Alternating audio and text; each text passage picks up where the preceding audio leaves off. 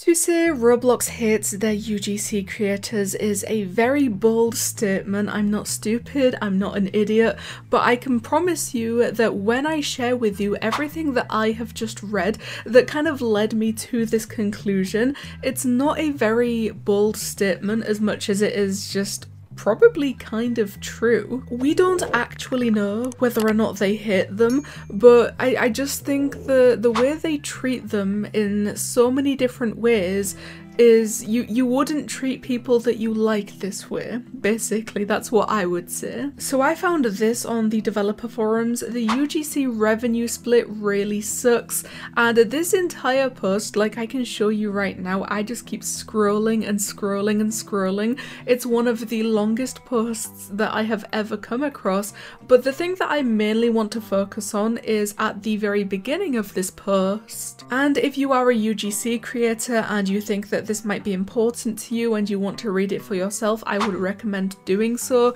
because it's a very well written, I think, post. They cover a lot of different concerns and problems, especially, like I said, if you are a UGC creator. So the entire thing, this is a reply to one of the staff members on this thread here regarding how UGC accessories revenue gets split up between the creator of the item, the creator of the game that it could be sold in, and Roblox themselves. And on top of all of that, the creator of the post says that they feel certified enough to object as to why the reply below from the Roblox staff member is wrong, and that is because they have been a UGC creator that has been in the beta program ever since 2021, actively creating accessories, layered clothing and bundles within those 3 years. As we know, I think we've probably talked about this in some other video that we've made complaining about Roblox or UGC or the way that any of this works, but the UGC revenue split is currently 30% of the revenue goes to the creator and 70% of it goes to Roblox.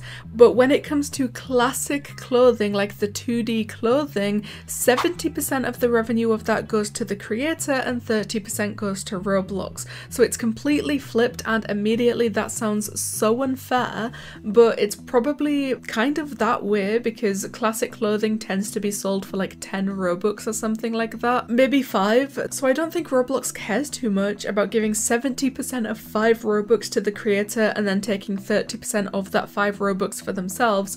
But when it comes to UGC, and especially with the way that they keep increasing the prices of UGC accessories, like all of the minimum prices keep going up and up, they probably care a little bit more about taking 70% of that revenue for themselves and giving 30% of it to the person that actually created those accessories. But oh my god, it kind of gets worse, and especially with what this one staff member seems to be talking about and suggesting, and this will be the main thing that makes me think that Roblox kind of hates their UGC creators. One key thing that we announced at RDC this September is that we plan to make a shopping template available, which should make it easier for everyone to build a shopping experience and earn the affiliate fee. So before I explain that, I think we need to jump back to the revenue split because it's a little bit different if your item is being sold inside of a game. So for classic clothing, if you are selling it in an experience, you get 60% of the revenue goes to the creator,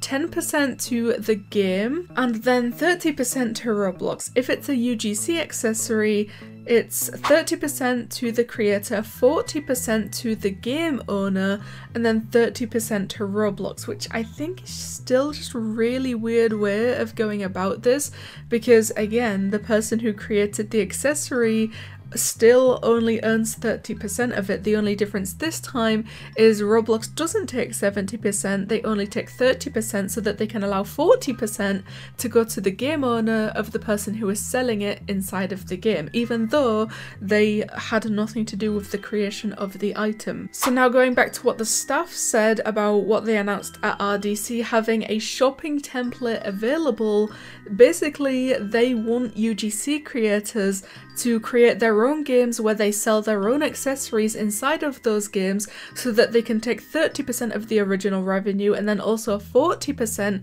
of the revenue of selling it inside of the game, basically earning them 70% of the revenue and leaving Roblox with 30%. instead of just selling it on the website and then taking 30% and letting Roblox take 70%. They want UGC creators to go through all of this effort of creating their own game to sell all of their UGC accessories inside of, when realistically, let's be honest, no one is really even going to touch those games. They're still just gonna buy these things on the website in the catalogue. For people that don't want to read all of that, Roblox's team that handles revenue splits doesn't want to raise the default 30% revenue you get from items because they want people to make home stores to increase revenue, and that UGC creators because we aren't valued enough for a raise. That's, like I said, it's just a really backwards way of doing this.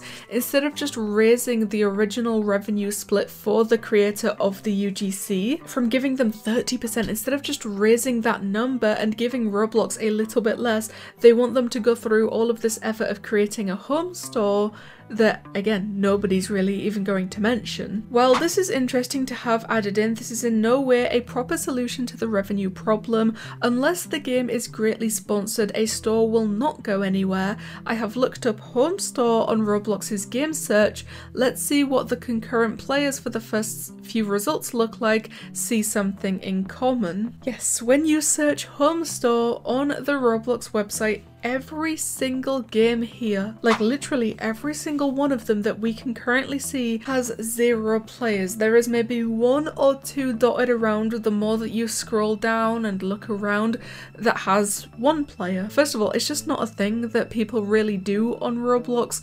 Obviously home stores do exist, people do create them, but it's not like a Roblox custom. Most Roblox players do not think, hey, let me go search home store in the games section because I want to buy some new UGC accessories. People don't do that. If people want to buy UGC accessories, or if they want to buy anything for their avatar, they press the catalog button because that's what we have always done, that's what we have always known.